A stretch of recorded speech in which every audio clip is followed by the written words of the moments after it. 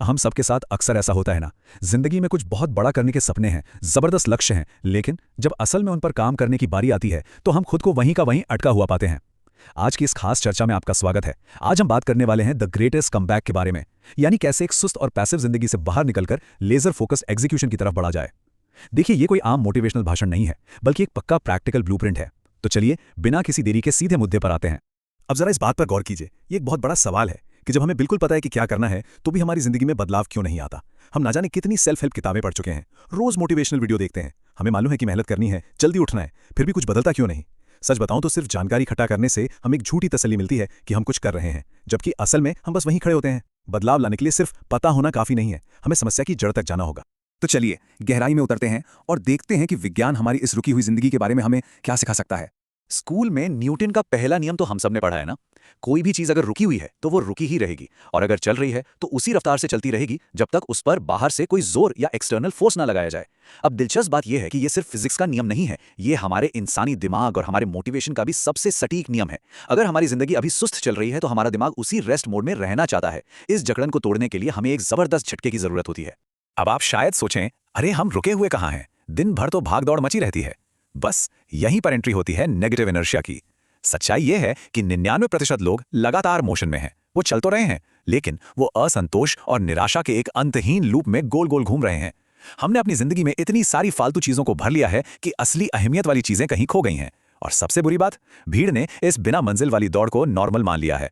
ये एक ऐसा भारी नेगेटिव इनर्शिया है जिसे तोड़ना बहुत मुश्किल लगता है।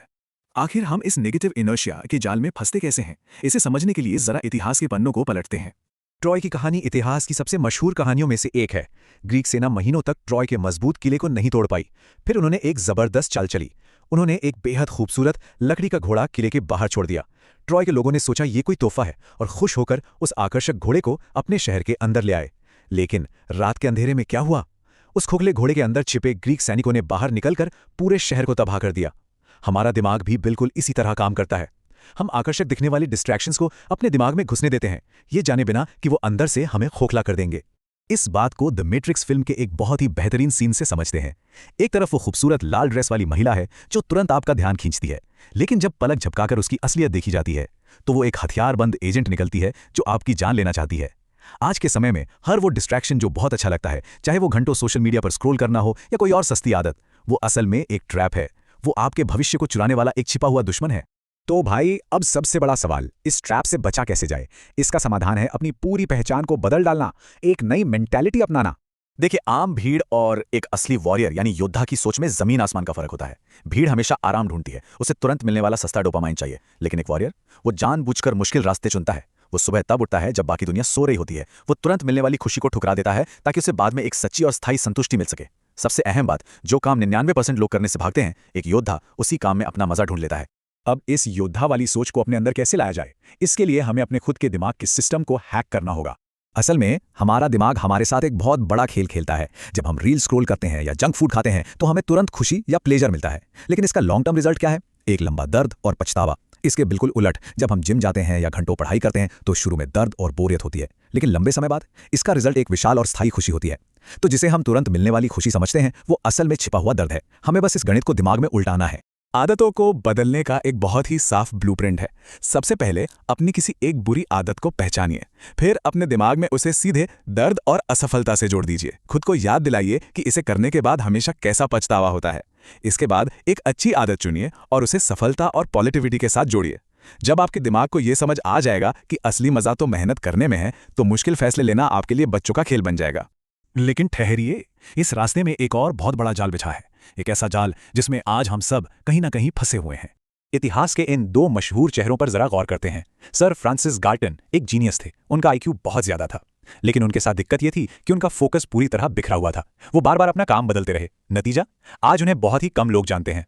वहीं दूसरी तरफ चार्ल्स डार्विन का आईक्यू शायद इतना ज्यादा नहीं था, लेकिन उनके पास एक सुपर पावर थी, सिंगुलर फोकस। उन्होंने अपनी पूरी जिंदगी सिर्फ एक ही चीज पर लगा दी और दुनिया का इतिहास ही बदल डाला। यह साबित करता है कि सिर्फ तेज दिमाग होना काफी नहीं है, अगर फोकस नहीं है तो सब बेकार है। आजकल हमारे दिमाग की रैम भी एक स्मार्टफोन की तरह लिमिटेड ही होती है। जब हम इसमें दिन भर नई नई वीडियोस, पॉडकास्ट्स और 50 अलग अलग करियर के ऑप्शंस भर देते हैं तो दिमाग पूरी तरह ओवरलोड हो जाता है। बहुत ज़्यादा ऑप्शंस होना हमें एक्शन लेने से रोक देता है। ये इन्फॉर्मेशन एडिक्शन एक लकवे की तरह काम करता है।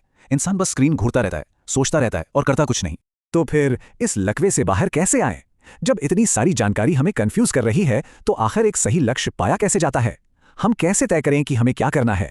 इसका जवाब बहुत ही सीधा और दमदार है, और यहीं से हमारी चर्चा अपने सबसे अहम पड़ाव पर पहुंचती है, एक्शन की ताकत। अपना लक्ष्य ढूंढने का एक कमाल का तरीका है रिवर्स थिंकिंग।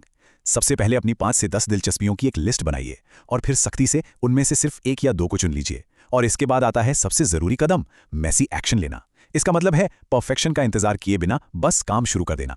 ये बिल्कुल एक दीवार पर गेंद मारने जैसा है। जब तक आप गेंद फेंकेंगे नहीं, आपको कैसे पता चलेगा कि वो टप्पा खाकर कहाँ जाने वाली है? आपका हर एक्शन आपको नया डेटा देता है। सिर्फ बैठकर सोचने से रास्ता नहीं मिलता, चलने से रास्ता बनता है। और इस पूरे सफर में ये बात हमेशा याद रखनी है कि प्रोसेस ही असली हीरा है। हम अक्सर सिर्फ फाइनल रिजल्ट के पीछे भागते हैं, लेकिन जरा सोचिए, एक हीरा बनता कैसे है? सालों तक भारी दबाव और जबरदस्त घर्षण यानी फ्रिक्शन सहने के बाद। आपकी रोज की दिनचर्या, वो पसीना, वो संघर्ष, वही घर्षण आपको महान बनाता है। सिर्फ रिजल्ट का इंतजार मत कीजिए, उस प्रोसेस से प्यार करना सीखिए। इस पूरी चर्चा को मैं एक बहुत ही गहरी और शक्तिशाली बात के साथ समेटना चाहूंगा। एक अंडे के बारे में सोचिए।